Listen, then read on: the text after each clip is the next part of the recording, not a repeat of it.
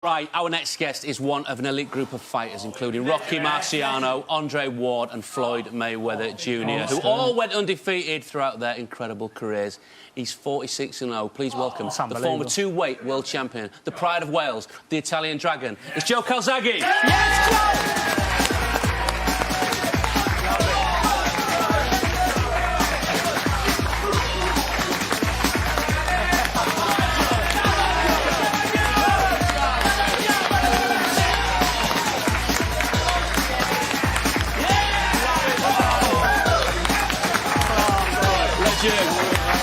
Joe Calzaghe, everybody! Superb. Joe, grab a seat, relax, enjoy yourself whilst we watch you doing what you did best. Yes! So you want to be a champion? What a win for Joe Calzaghe! How impressive was that? Well, he wanted to make a statement, and didn't he just do it? Joe Calzaghe in sizzling style. Dazzling hand speed. It is a stormer. Joe Calzaghe, sensational. Wow. Amazing, Watching that back, Joe. Did you miss it? Yeah, I used to miss it, a long time ago now, but it's great to look back, and see some of them fights. Yeah, but yeah, it was a good ride. You retired in 2009, I think I'm right in saying. Yeah, but that's correct. Yeah. But you are returning to boxing, aren't you?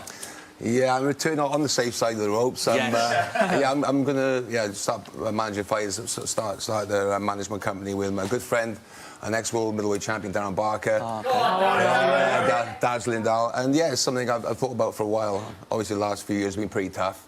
But it's about time to get back into boxing, and with my experiences in the ring, in and out the ring concerning boxing, I think I want to get a next world champion. That's what we want to do, mate. Is get 2022, find the next superstar. OK, so how'd you go about doing that? How'd you find the new talent? Very easy done. Very easy said and done, mate. But yeah, so we've got like talent scouts. We've got a team with us, which is going to be good.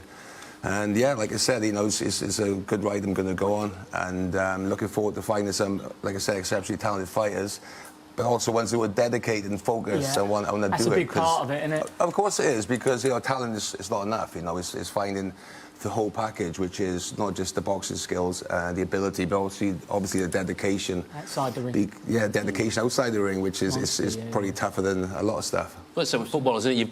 They can have the talent, but they've got to be the right person, haven't they? They've got to have the right personality and stuff like that. Yeah. Is there anything you've learned as a fighter that you think kind of will stand you in good stead in terms of management? Yeah, well, of course, because, at the end of the day, I was world champion over 10 years, so I've been involved with negotiations and obviously the politics of boxing. I've seen both sides, so I've been inside the ring, but obviously dealing with the situations outside of the ring. And I think with my experience or with Darren's experience, we'll be ex-champions doing the best for future champions. Yeah, absolutely. Incredible career, 46 fights, 46 wins, two-weight division world champion. Fought the likes of Chris Eubank, Roy Jones Jr., Bernard Hopkins. What do you say is your greatest achievement in boxing, Joe? No, that's tough. 21 world title defence. I suppose if I have to break it down, beating Chris Eubank in '97. Well, I was on the show a week after with Emil Askey, actually, so that's how old I am. Yeah, 97, October '97, guys. Yeah. But beating Chris Eubank, and I was WBO champion for 9 years. Frustrating a lot of times because I was beating former champions, not getting the opportunity to fight unification fights. They didn't want to fight you, though, did they? No, exactly. So it was tough. So 2006, I fought Jeff Lacey. So that was probably a changing point, where that was a unification fight. I was the underdog going into that fight. I was expecting to lose by a lot of people, and to go in and fight a performance I fought, on that night. And I suppose I ended my career with Mikko Kessler unification fights, going to America, fighting Hopkins in Vegas, and finishing off in Madison Square Garden, New York. So I basically finished on my own terms, the way I wanted to finish. Thank God I got it in the end. Thank you, guys. You talked about dedication outside the ring. Did you enjoy training? Because boxing training is tough. Did you enjoy it, or was there days when you're like, this is a slog? Of course, sometimes it's the loneliest sport in the world, You have to get up in the morning yourself and go for that run. You can't cut corners, and you cheat yourself. So one thing I did was, with my father, Enzo, we made sure, obviously, we always trained meticulously, and one thing always stuck in my head is always train like a challenger, not like a champion. You know, so to have longevity as a world champion, you have to always stay dedicated. Don't let your ego get in the way, and realise that anybody in that other corner is there to beat you. You know, so it's always about keeping that focus, keeping that dedication, which is tough. You know, fight after fight. You know, so I enjoyed it. You fought some incredible fighters. If you had to pick one, who was the hardest, toughest fight? Well, that's the thing. The toughest fight was the Chris Eubank fight. Now the reason is I knocked 19 out of 20 opponents out before I fought Chris Eubank, and I grew up watching Eubank, Ben Collins, and Collins was supposed to be the champion. He quit 2 weeks before. Eubank was boxing on the same card, so when I said I was going to fight Chris Eubank, to be honest, I was more nervous of Eubank because he's very unpredictable, you know, and he's dangerous, as we've seen in the past, you know. And I remember, the Sheffield Arena, I remember going in this fight and I was blasé, I'm going to knock you out. And Chris was looking at me saying, no, you're not going to knock me out. I'm going to take you to a place you've never been. I'm going to take you to the well. And I'm looking at, okay, I was brash and everything. I knocked everybody out, of course. Come first round, like I said, I dropped him in the first 15 seconds. First left hook, and I'm thinking to myself, I told everybody, you know, Eubank, what's this all about? I'm going to knock him out. Anyway, come round 5, round 6. I'm sort of gassing, and then it's nothing more disheartening than seeing Eubank do his little.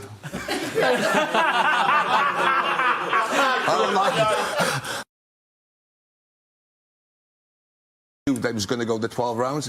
But that was the best experience ever, doing 12 hard rounds that I've never done against a warrior like Chris Eubank, and that put me in good stead, obviously for my other defences. But yeah, it was a tough night, and I thank Chris for that. For our experience, and you know, mutual respect with Chris, we get on, and it was a tough, good fight. Just very quickly, because you know, when you're in it, when you're fighting fighters, when you're boxing, you know, you can't really be friends with people. Afterwards, do you have friendship with any of these guys? Yes, I met Jeff Lacey. That's a bit of a sad story, really. He's sort of his career and his life went downhill a bit after my fight. Really affected him. I'm friends with Miguel, you know, and Nickel Kessler. It's a respect thing with you boxers, though, isn't it? Certain friends, Richie Woodall, you know, so certain fighters I boxed, like Chris Eubank, you remain friends with, and some you just don't. No, of course, yeah.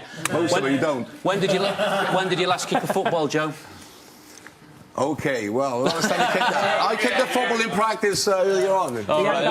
He ain't bad, left peg. I've been told that I've got to shoot with my right foot, and I am left-footed, so... You can do whatever you want, mate. I've got a backup plan. You're 46-0, mate. 46-0, do what you want when you want. But you're going to be lacing up your boots in Pro-Am shortly. For the time being, the legend, that is Joe Calzaghe. What a man. Brilliant, mate. Brilliant.